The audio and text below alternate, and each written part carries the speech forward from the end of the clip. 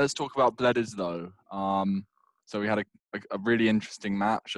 I didn't watch it personally. I caught the highlights. Obviously, it's a bit early in the morning for me.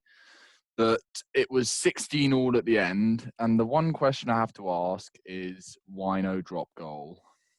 Yeah, I think definitely from our experience in RWC, when you're in front of the post like that in the last minute, literally in front of the post, and you're just crashing out the ball, literally 5 meters out, why not just ping it back to whoever's playing Mwanga or anyone who can take a Yeah, drop or goal, anyone. Literally Mackenzie, anyone. Geordie Barrett, any of those players who can kick pretty well, and just slot it over for the win. But I think, yeah, obviously it was a good game. I'm quite surprised about, because obviously I think Australia's had quite a revised, like, renewed squad. I think they could be completely rehauled it after the World Cup. But what did you make of the game? Yeah, obviously I didn't watch it. I mean, neither of us did. But watching the highlights, I think the key points for me, I think New Zealand both got lucky and then kind of messed it up a little bit, because I think it was New Zealand's match for the taking, mainly because when Geordie Barrett scored in the corner, Rico Ioane on the other touchline, when they pass it wide, actually had a foot in touch, and there's a picture of it, and his foot's like clearly in touch, and Angus Yeah. Gardner at the side, this assistant ref didn't call it stupidly, so that should have been called back. So they were lucky on that to score that try. And then obviously later on in the match, Rico Ioane actually fluffed his lines, and when he Was that dived actually a drop, over, though? Because I swear his finger was literally touching the ball. but he's not in As control, is it? is it that Like he's meant to be I think pushing it the rule down? is you have to have control of the ball, and if he's like, that's his trademark, obviously, doing the whole diving Yeah, and why is slamming it? it down at the same It's like the time. ash splash. Like, obviously, it's Yeah. gonna end up messing up at one point. But So obviously it happened today, and that kind of cost them the win, really, didn't it? I think Australia were down at that point, and yeah, fair enough, do it, and it's come off for him every time, and he's done it a lot. But you just think, just slide like Geordie Barrett did. I think I heard one of the commentators or something say, like, why would you not just slide? Like, yeah, yeah, secure it's it. so Yeah. obvious. Like, you literally got to run into the line.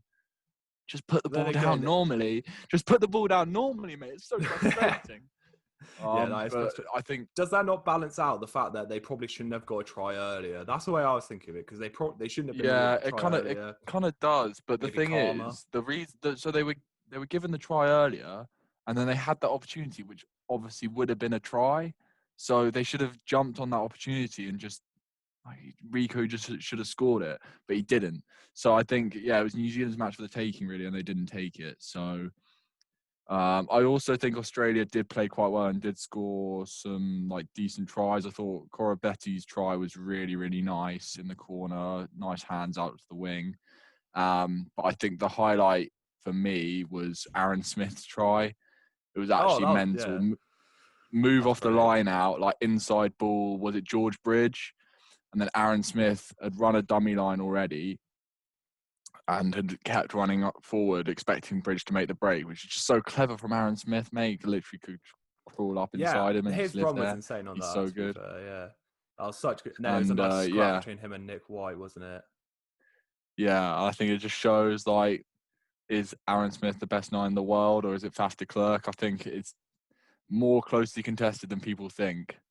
Yeah. So, yeah, 16-all in that game, but it shouldn't have been, really. I think the All Blacks should have won. They had opportunity after opportunity and didn't take them. So, Australia, you're lucky. And I think, have we got another one coming up? Have we got another Bledisloe coming up?